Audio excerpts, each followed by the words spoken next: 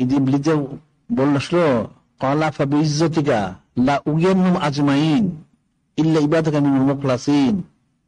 ইবলিস যখন বিতাড়িত বের হতে আল্লাহকে বললেন ফাকরুজ মিনা আইন্নাকা রাজিম ওয়া ইন্না আলাইকা লানাতু ইলা ইয়াউমিদ্দিন। আল্লাহকে বললেন ইবলিস বের হতে দিকা, তবে লানত অনন্তকালের জন্য। তাই ইবলিস ঠিক আছে বের হয়ে যাবো।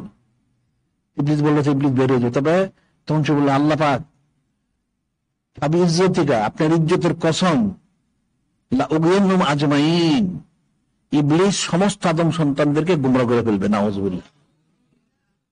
ইল্লা ইবাদাকা মিনাল মুখলাসিন, মুখলাস যারা ওরা ছাড়া।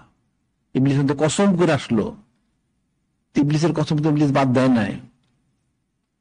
সে যে তার 6 লক্ষ বছরের বন্দীর বিনিময়ে সে কিয়ামত মধ্যে হায়াতটা নিল, চোখের পলকে পৃথিবীর একমাত্র ইয়েটা নিল, প্রত্যেক ডিমেনশনের রগ রেশা চলাচলের ইয়েটা নিল, ক্ষমতাটা সে নিল, সেটি সে কাজে লাগাইতেছে।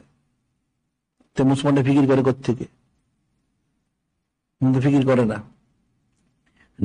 কাফের গেলে সব মূর্খ, কাফেরদের কোনো আকল বুদ্ধি নেই। ইহুদি নাসারা যেতেই হোক, সব বুদ্ধি শয়তানের, ইবলিসের।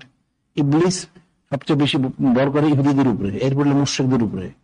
এই জন্য যে কোরআনে আল্লাহ পাক বললেন যে লাতাজিদান্না আশাদ্দান-নাস আদাওয়াতান লিল্লাযিনা আমানু লিয়াহুদাল্লাযিনা আশরাকু, লাতাজিদান্না আশাদ্দান-নাস আদাওয়াতান, তোমরা মানুষের মধ্যে সবচেয়ে বেশি শত্রু পাবে, বড় প্রথম হইল ইহুদি, এরপর মুশরিক।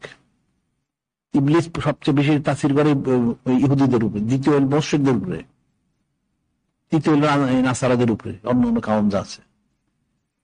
এই ইহুদিদের বুদ্ধি শয়তানের বুদ্ধি, ইহুদিদের বুদ্ধি না, শয়তানের বুদ্ধি। আর মুশরিকের বুদ্ধি না, এগুলি শয়তানের বুদ্ধি। এগুলি শয়তান যা শিখায় এটাই তারা বলে। আর বলবো থেকে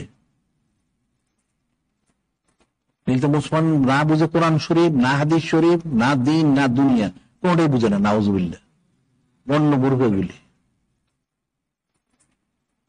এর মধ্যে ইবলিস ঘুমায় রয়েছে, তার এক কথা চিল্লিস তো ঘুমায় না। ইবলিসের কাজ শিকর তার সাগরিদ, তার দল তো ভারী করতেছে আস্তে আস্তে। মুসলমান কেন তার ইয়া করে না? মুসলমানদের তো করা উচিত ছিল।